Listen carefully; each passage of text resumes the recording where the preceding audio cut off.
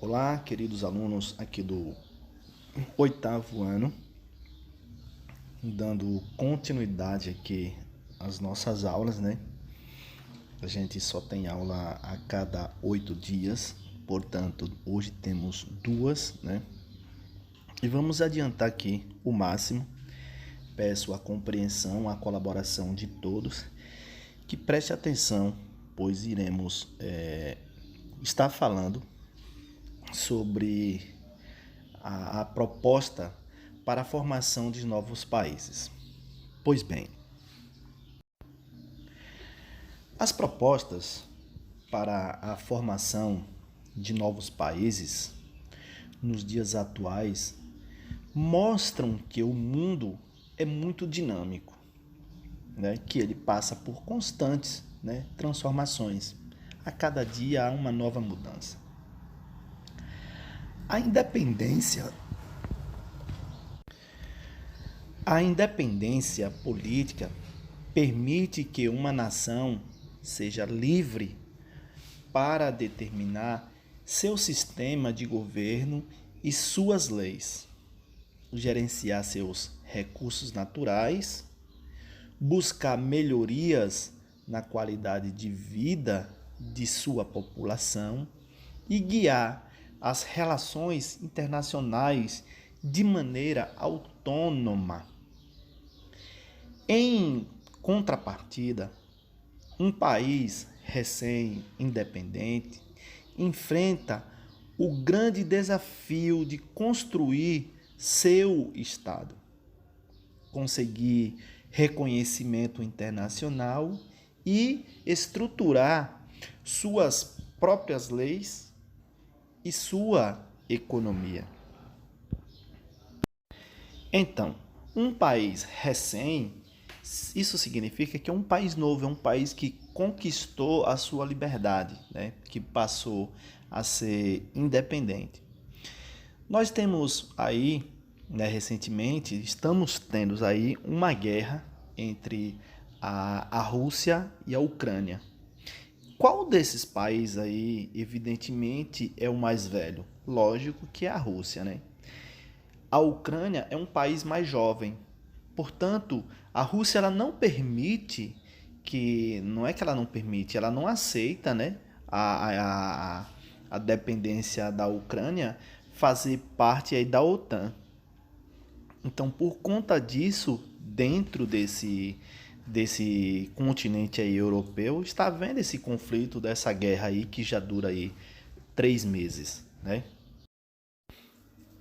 Pois bem, por razões políticas, étnicas, econômicas ou religiosas, atualmente cerca de 10 nações no mundo reivindicam independência para exercer livremente sua soberania. Mas em que se baseiam essas reivindicações? E que dilemas e tensões são gerados? Essas são perguntas pertinentes que a gente vai encontrar essas respostas aqui no decorrer deste capítulo. Aqui nesse capítulo 1, onde o tema abordado é geopolítica e regionalizações internacionais, nós temos o termo geopolítica foi criado pelo cientista político sueco Rodolfo entre o final do século XIX e também lá pelo início do século XX. Inspirada na obra Geografia Política de Frederick, publicada em 1897, entretanto, foram os trabalhadores do geógrafo alemão Karl e do britânico Rodolphe que fundamentaram e deliminaram a geopolítica clássica, que consiste em um instrumento da política externa de um país, baseada na valorização do território como forma de exercer a hegemonia mundial. Mas, afinal de contas, o que é uma hegemonia, né? Hegemonia, alunos, do ponto de vista político, é a influência intensa ou a supremacia exercida por uma classe, por um povo ou até mesmo por uma nação sobre outros. Ou seja, eu quero dominar aquela nação, eu quero dominar aquele povo. Então isso é chamado de hegemonia. Um exemplo, os Estados Unidos praticamente ele é soberano pelo poder bélico que ele tem de armamento. Então ele é um país hemogênico, porque ele tem controle em certas nações. Em algumas nações ele tem o domínio. Então isso é chamado de hegemonia, né? Do ponto de vista político, como foi falado. Podemos definir geopolítica como a ciência que estuda estratégias do Estado para administrar seu território, visando a soberania ou a sobrevivência de seu povo e sua melhor inserção no plano internacional. Além desse termo, né, estados, nações e território e também países são conceitos chaves da geografia. Embora às vezes sejam usados como sinônimos, cada termo se refere a conceitos distintos, ou seja, Estado, nação, território e país, eles são, por mais que ele tenha sinônimo, eles são diferentes. Mas, muito importantes para entender o mundo atual. Ao longo desse capítulo, desenvolveremos, né, ações a essas nações que serão aprofundadas nos capítulos seguintes. Após o fim da Segunda Guerra Mundial, a hegemonia global foi disputada entre Estados Unidos e a União Soviética. Situações ilustradas nesta charge. Como você pode ver, nós temos aqui o símbolo da guerra, né? Onde houve a disputa por uma hegemonia mundial. Quem ganhou essa hegemonia, né, foram os Estados Unidos, que hoje eles se tornaram praticamente soberanos, né? Então, à minha esquerda eu tenho os Estados Unidos e à minha direita eu tenho a União Soviética. Um representado por um urso e outro representado aí por essa ave aí, né, que representa os Estados Unidos. O atual mapa mundi, ou mapa mundi, representa um momento da política internacional, resultado das complexas relações históricas entre territórios, estados e de nações. O mapa mundi não é imutável. O que essa palavra representa? Imutável. Imutável quer dizer que ele não pode mudar. Ele pode mudar sim. Esse mapa ele pode mudar a qualquer momento, dependendo de qualquer guerra que venha acontecer e o país vencedor se tornar soberano àquele outro país. Então, o mapa mundi ele não é imutável. Ele pode mudar. Países ainda podem ser criados, né? Outros países podem surgir, outros países podem se tornar extintos, né? Pode se acabar ou reorganizado, né? Nós sabemos que há países que ele pode ser dividido, né? Um país quando ele é muito grande e outro país tem tá de olho naquele determinado país, ele pode querer fazer o quê?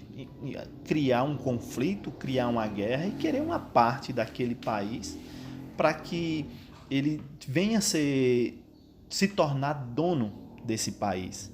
Então, sendo assim, vai criar o quê? Ele vai passar a ser dono daquela posse. Um outro exemplo vamos supor, nós estamos aqui no Brasil, né?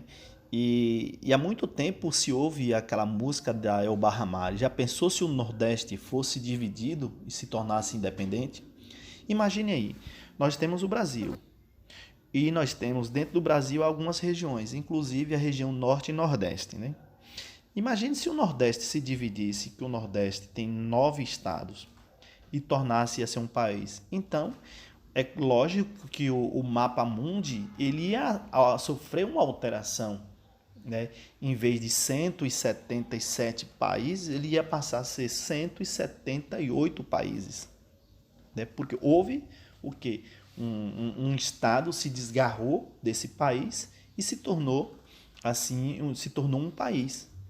E isso pode acontecer também nos demais países, não só no Brasil. Isso pode acontecer na Argentina, pode acontecer no Reino Unido, pode acontecer, enfim, em vários e vários outros países por aí, a mundo afora.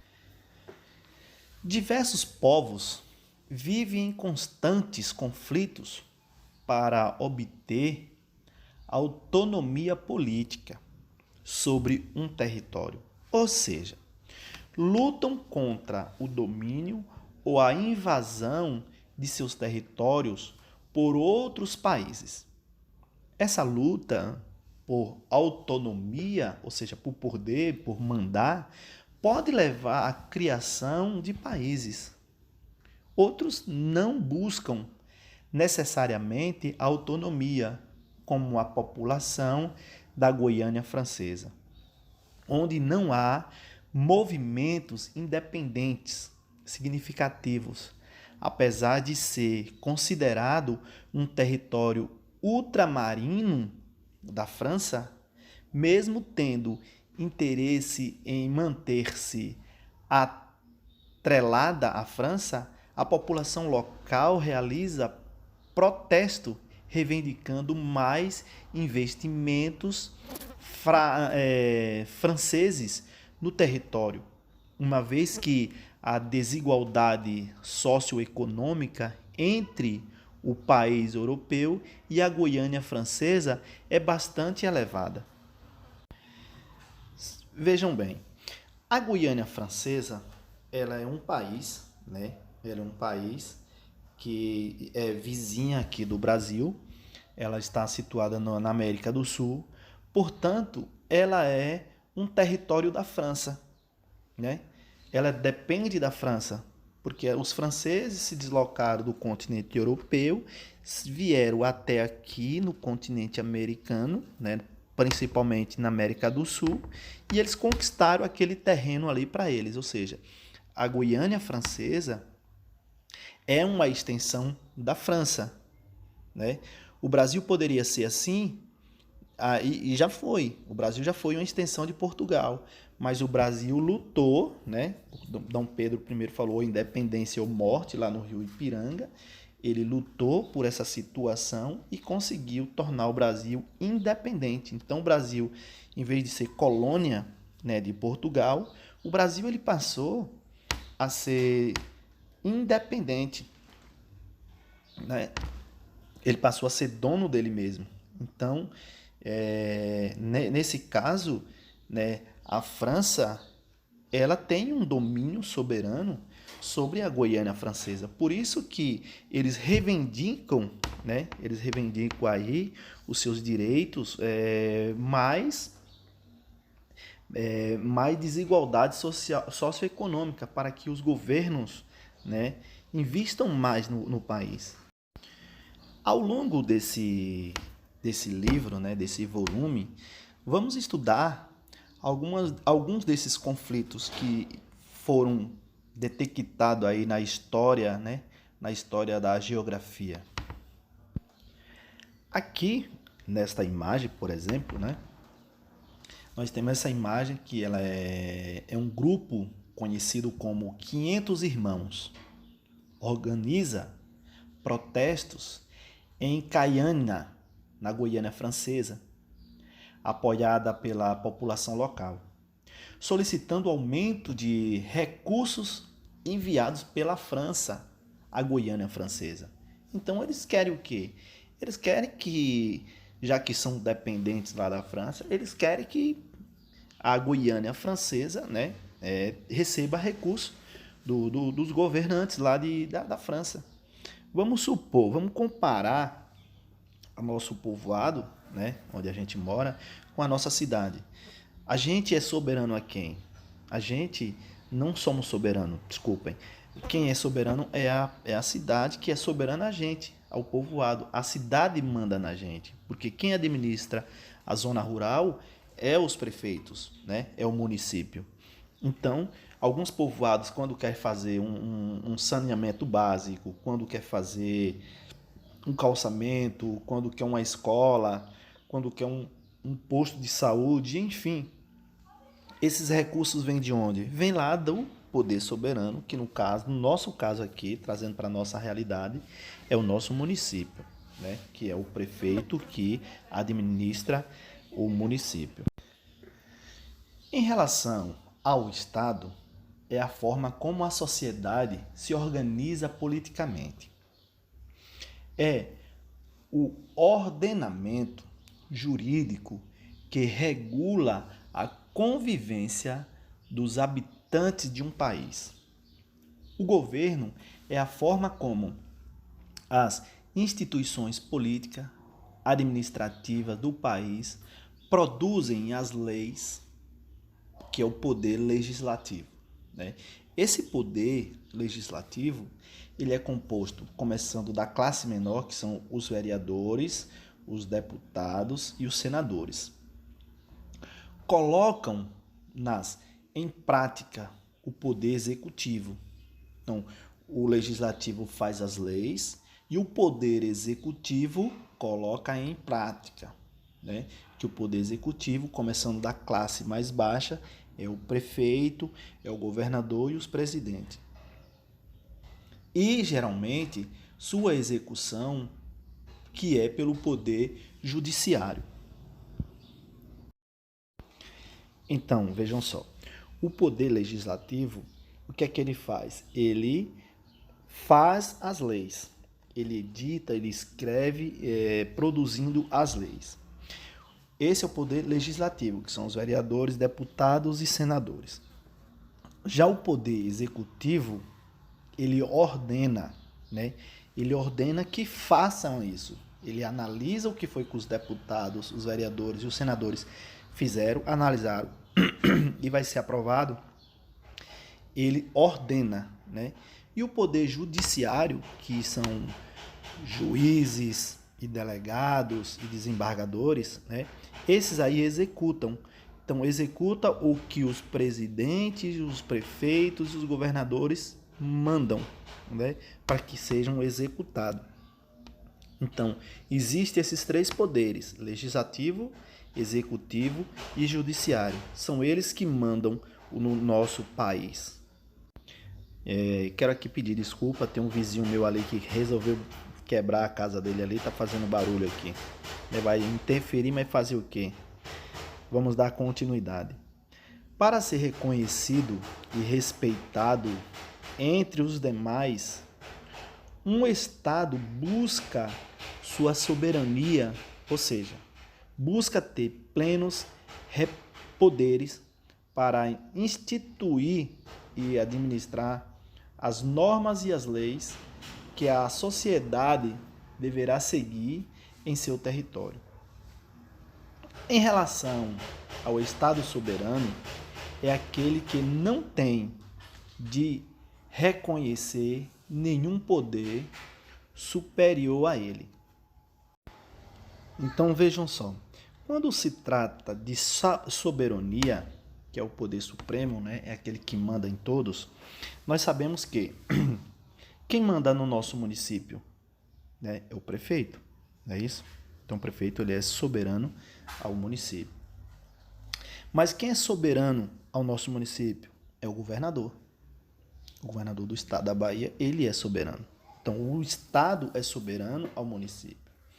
Quem é soberano ao o estado? Aí, nesse caso, já é o país, ou seja, o presidente. Uma nação, ela pode constituir um estado soberano quando ela ocupa um território e se organiza politicamente. Denomina-se Estado-nação. Na sociedade contemporânea, por exemplo, o Estado-nação é a forma mais difundida de organização da sociedade. Há Estados-nações, que abrange diversas nações, como o Reino Unido, que reúne as nações inglesa, galesa, escocesa e norte-irlandesa. Ou seja, esses estados-nações são aqueles estados descontínuos que não fazem parte daquele continente, né? Ou seja, vamos supor, deixa eu pegar como exemplo aqui, vamos supor que Cansanção, o limite dele, do município, é aqui.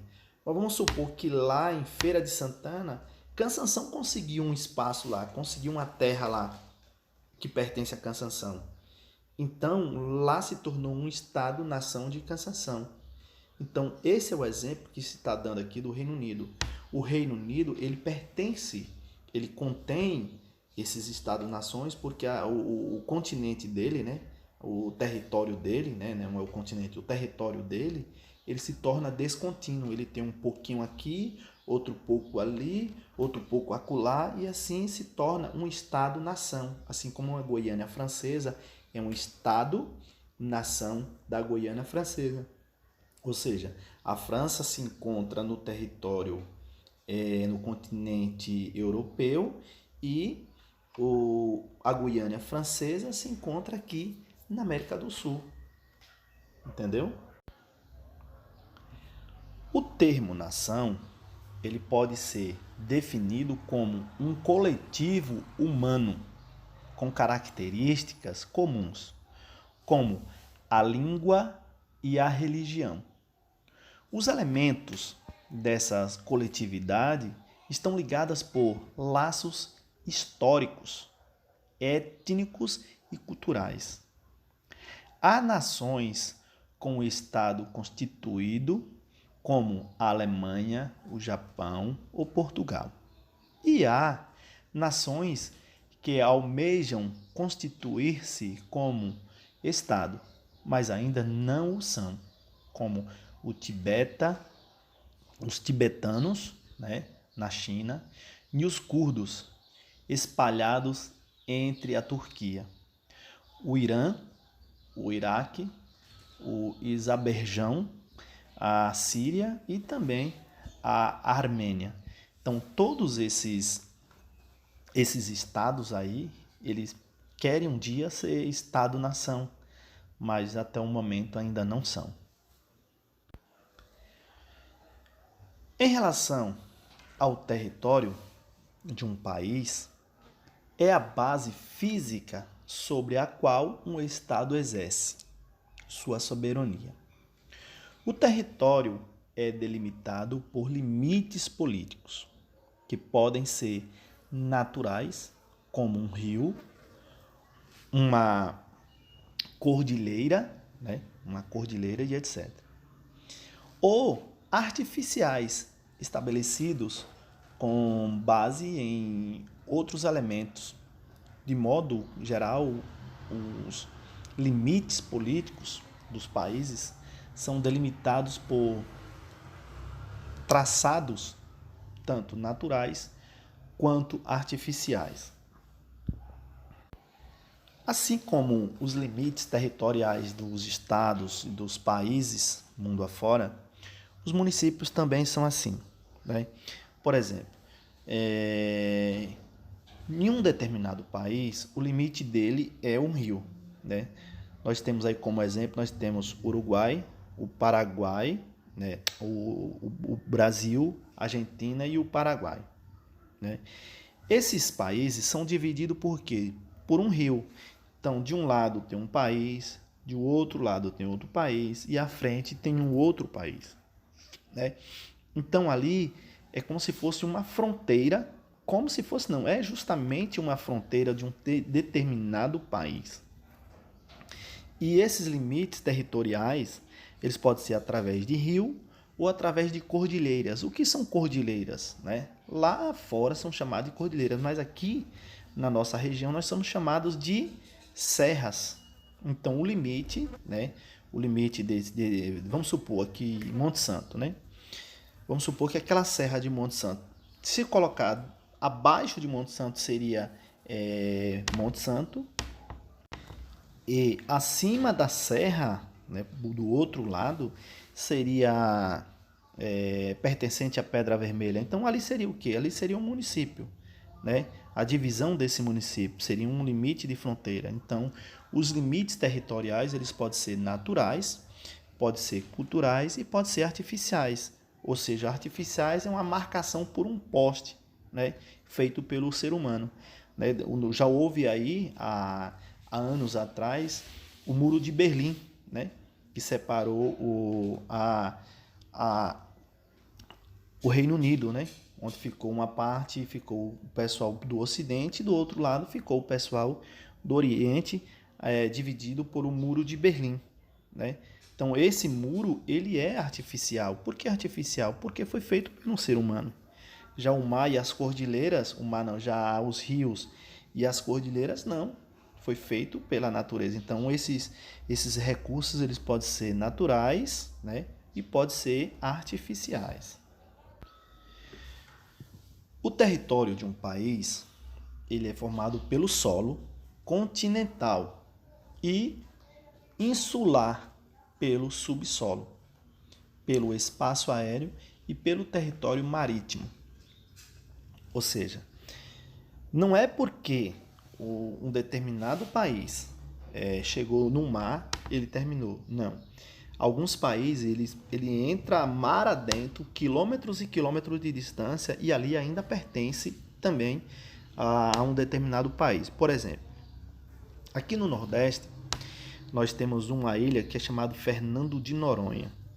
Fernando de Noronha está dentro do mar, a mais de 300 quilômetros da costa do Brasil, né? A mais de 300 quilômetros, veja só, de Cansanção até chegar lá em Salvador, né, aproximadamente isso aí, uns 300 quilômetros. Então, imagine aí, mar adentro 300 quilômetros, que é o que pertence ao Brasil, Fernando de Noronha, né, ao mar adentro. Então, o limite não termina onde começa o mar. Ele pode se estender mar adentro, certo?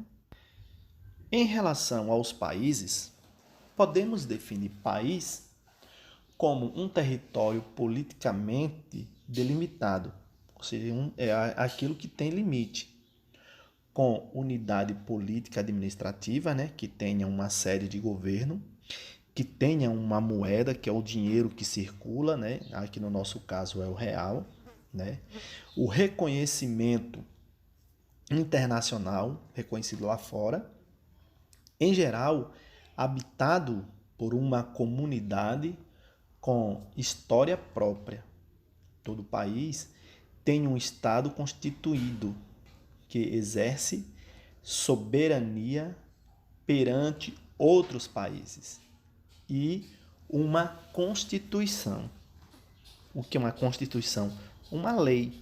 Nós sabemos que o nosso país, né, ele não é um país sem lei, ele existe a lei, tanto que a gente segue aí a cartilha, né, que é a Constituição Federal, que essa foi criada lá nos anos de 1988, né? Então, tudo que você for praticar dentro do seu país, o que pode, o que não pode, né, está escrito em artigo e inciso lá dentro dessa Constituição Federal.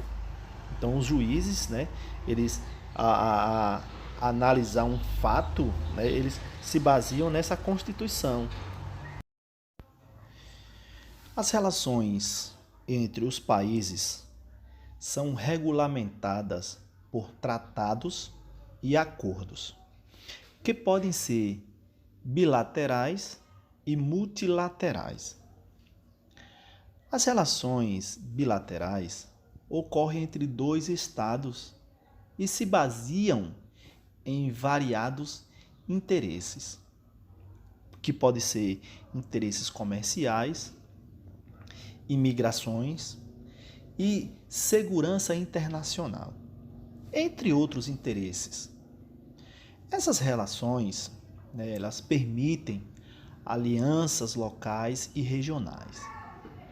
Apesar de resultar da negociação entre dois estados, muitas vezes os acordos bilaterais favorecem aqueles que economia mais desenvolvida. Já as relações multilaterais, por sua vez, elas envolvem 3 ou mais estados. Geralmente, os acordos multilaterais se caracterizam pela obrigatoriedade, favorecendo aqueles que com a economia mais desenvolvida. Mas, com o fim da Segunda Guerra Mundial, os países vencedores do conflito estabeleceram alguns valores considerados fundamentais para garantir a ordem internacional, entre eles a manutenção da paz, a proteção ao meio ambiente e o respeito aos direitos humanos. Para concretizar esses valores, foram criadas organizações multilaterais e uma dessas foi o Banco Mundial, o FMI. Em 1944, uma conferência internacional ocorrida na cidade de Brenton, nos Estados Unidos, estabeleceu os pilares dos atuais sistemas monetários e financeiros internacionais. Nela, notaram instituídos o Banco Internacional para Reconstrução e Desenvolvimento, que mais tarde passou a integrar o Banco Mundial e o Fundo Monetário Internacional, o FMI, ambos controlados por países ricos. O FMI fornece empréstimos a países com dificuldades financeiras, impondo-lhes condições para repassar o dinheiro. O Banco Mundial utiliza critérios próprios para a concessão de recursos destinados a obras e empreendimentos em países em desenvolvimento e menos desenvolvidos. Sendo assim, nós sabemos que alguns países, como o Haiti, que passou por uma tragédia, né? Passou um tsunami lá e destruiu, outros teve terremoto. Então esses países praticamente eles vão à falência, né? Eles são destruídos. Então a função aqui do FMI, né, do Fundo Monetário Internacional, é reconstruir esses países, ou seja, todos os países têm o direito, né, todos aqueles que estão constituídos aqui dentro dessa lei do FMI, a ajudar esses países. Então eles injetam, né, aí, recursos para que esse país venha a se erguer. Por exemplo, nós estamos vendo aí uma guerra agora na Ucrânia, onde a Rússia, né, está destruindo praticamente o país. Então os outros países aliados da OTAN, e que fazem parte também do FMI, eles estão enviando recursos, né, para que esses países possam vir a sair desse grau de falência. Além do FMI, que é o Fundo Monetário Internacional, também foi criado a Organização das Nações Unidas, a ONU, né? Ela foi criada aí em 1945, após a Segunda Guerra Mundial, com o principal objetivo de manter a paz e a segurança internacional. Além de seus órgãos principais, a ONU é formada por programas, fundos e agências especializadas, com escritórios próprios que atuam de forma interligadas. A Assembleia Geral, da qual participam os países membros da organização, é um espaço de discursos, são analisados e decisões sobre os mais diversos assuntos de âmbito internacional. Os membros permanentes têm poder de veto, mesmo que, a princípio, uma resolução seja aceita pelo Conselho da Assembleia. Ela não será oficializada em caso de veto de um desses países. Há ainda Conselho de Segurança da ONU, que tem 15 membros, 5 deles permanentes: China, Estados Unidos, Rússia, França e Reino Unido. A Unesco é um dos vários organismos que integram a ONU. Agora que você já estudou uma boa parte do capítulo, né, vamos praticar no caderno de vocês.